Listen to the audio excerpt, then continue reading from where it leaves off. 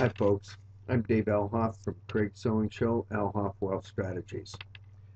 I'm going to show you how we're going to take the junk drawer of financial assets and put it into an organized, efficient model. I'm a registered principal offering advisory services through Financial Designs Limited and offering securities and additional advisory services through Independent Financial Group, LLC, member FINRA SIPC. And I must remind you, always consult your tax and or legal professional for details regarding your specific situation. Folks, you've heard me talk on the Craig Sewing Show about turning that junk drawer of financial assets into an organized, efficient model. Well, what does that mean? Well, people, you've made your decisions one at a time, and every day you go through life not knowing exactly what is going on. And the reason is because many people get involved in dealing with micromanagers. Micromanagers are your property casualty agent, your life insurance agent, your mutual fund manager, real estate agent, banker, accountant, attorney, stockbroker. These guys are great at handling their specific details. But what I found is that you end up being caught in the middle and making these decisions one at a time instead of coordinating, integrating it. And what I want you to think is take a look at your junk drawer that you have here, and you'll see that many times these decisions were made many years before based upon opinions limited to needs, goals, may have been convenience purchase, disorganized, and really not accessible and allow you a mechanism by which to make qualified decisions. And what we do is we break it up into three components. The protection component, you'll see there are 9 drawers in that component, and you'll see a savings component, 9 drawers in that component, and you'll see a growth component, 9 drawers in that. So what I want to do now is I just want to go and show you folks what this model would look like if you're working with me. It helps you to make coordinated, integrated decisions based on facts, designed beyond needs, designed beyond goals. It makes it more easily to implement and organize and more accessible to make your decisions. So, the first thing that I do is explain this model to you. Remember, there's 9 drawers in each one of those components, and the first row is protecting assets only, your auto insurance, your property insurance, your liability insurance. The second row is protecting assets and income, and that's disability, medical insurance, Social Security.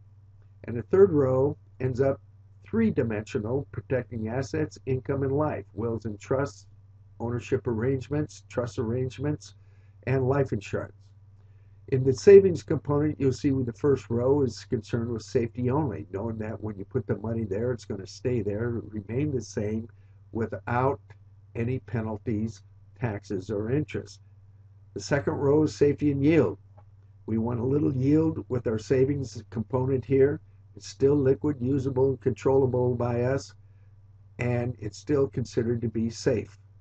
In the third row, it's taken into safety, yield, and tax benefits, tax-deferred annuities, 529 plans, Roth IRAs in the second drawer, 401ks, IRAs, 457, 403bs, on and on. That's your tax qualified drawer.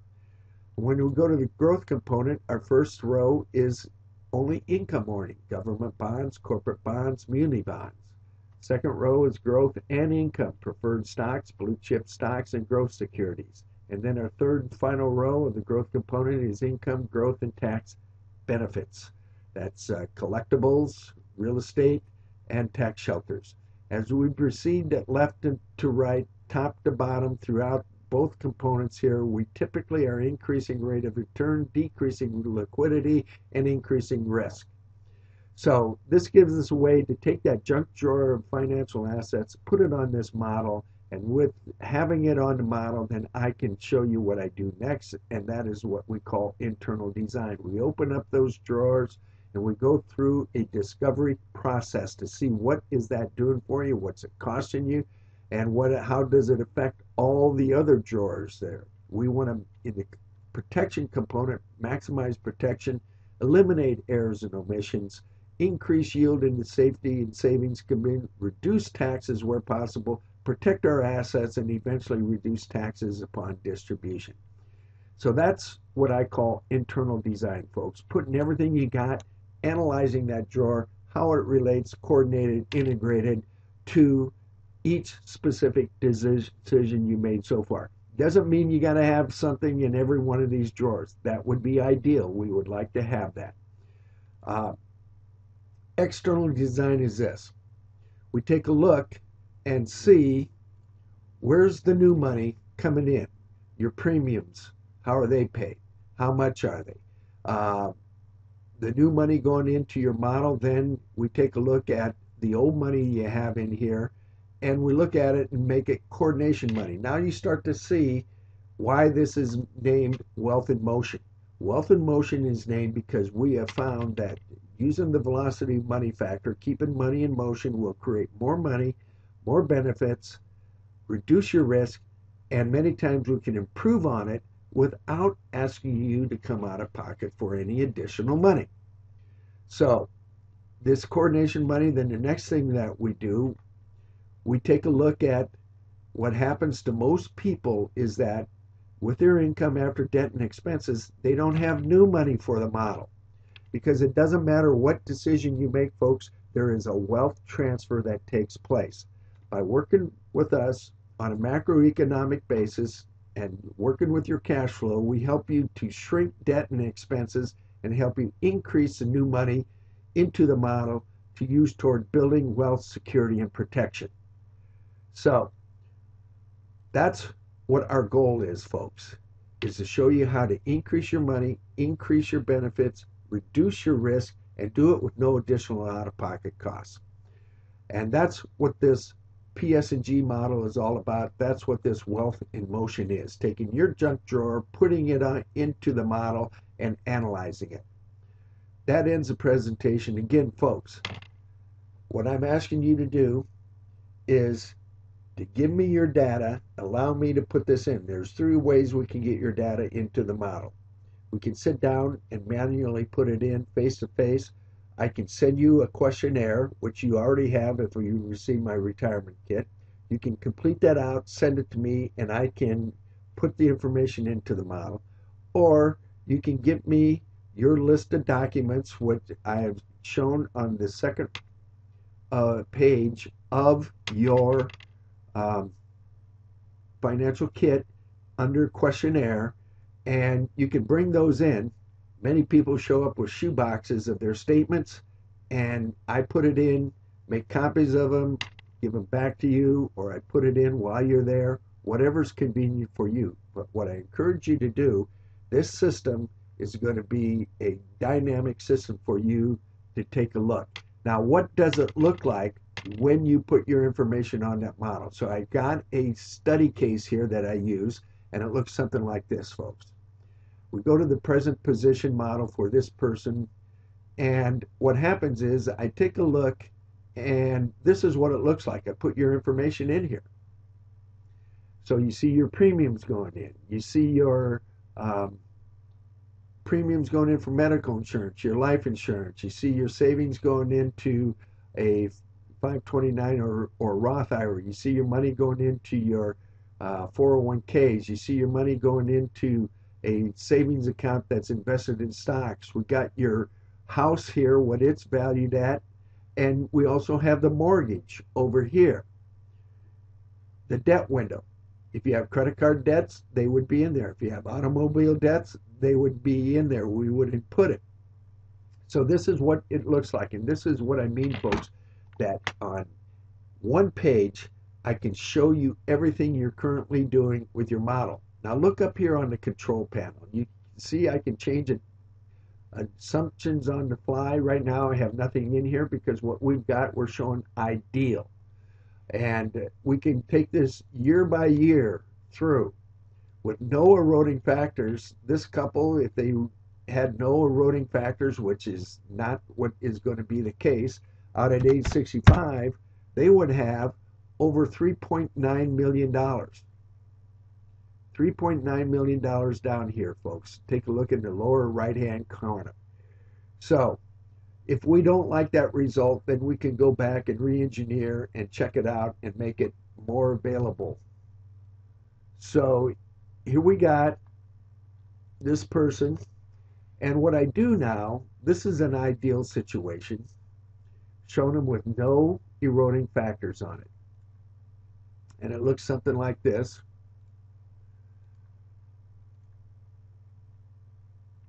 You see, I start to build the scenario. I start to add taxes. I add their lifestyle. I add inflation. I add taxes, inflation, and planned obsolescence. Things wear out. You have to replace your car. You have to replace a roof. You have to replace the kids' clothes. We put a factor in there for that. Technological change. That's iPods, iPhones, iPads. All those things we can't live without today, but 10 years ago weren't there. Education, college education, wedding costs, if we have those involved. We've got increased salaries, propensity to consume, folks. That is, the more you make, the more you spend. And I get to what I call the present position scenario, using all those factors. Now, this has all the eroding factors in it. And if I were to look at the present position based upon that and run it forward, you'll see that things are going to change.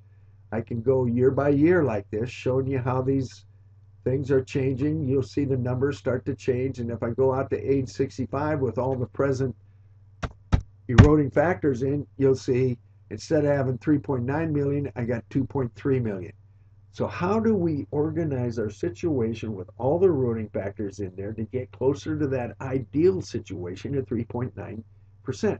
Well, what happens, folks, is that regardless of the decision you're making, there is a wealth transfer that takes place unknowingly and many times unnecessarily. And because I have this on the model, I can help you identify where those unknown transfers are taking place, and if they're unnecessary, recapture that and get closer to that ideal situation. Now, if you look at this situation, folks, the way we have it here, this software is like a flight simulator. It takes into account all the factors that are out there. You take a look at the cash flow here. We say this person's making 153 between he and his wife. They got some other income here. These are the outflows. This is his mortgage. This is his insurance premium. This is taxes. This is pulling from our model, folks, automatically.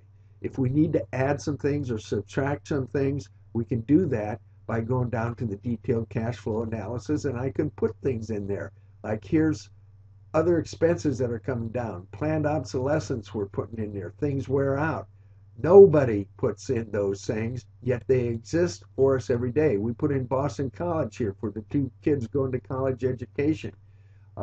Social Security when it's in. This system pulls from every aspect of the way we enter this data. How do we enter the data? Well, you'll see. Here's the savings component. We can put in company plan. How much is he putting in? How much is being matched?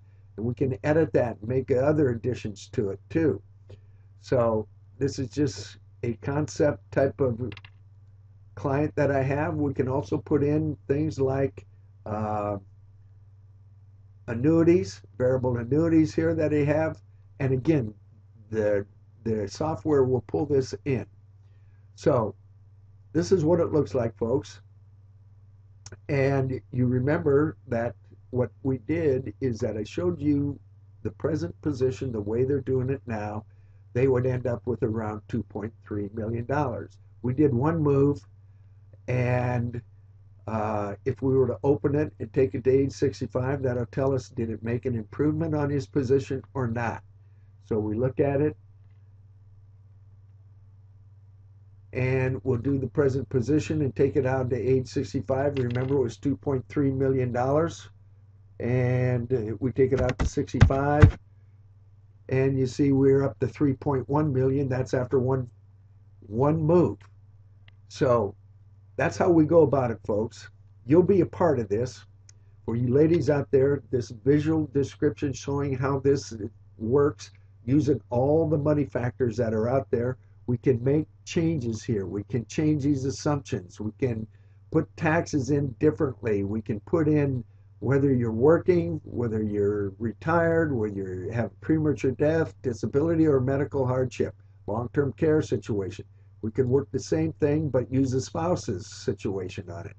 Where the spouse is making money, both spouses are making money. We can show what it would look like if there was a problem with either one of them retiring, having premature death, a disability, or a medical hardship.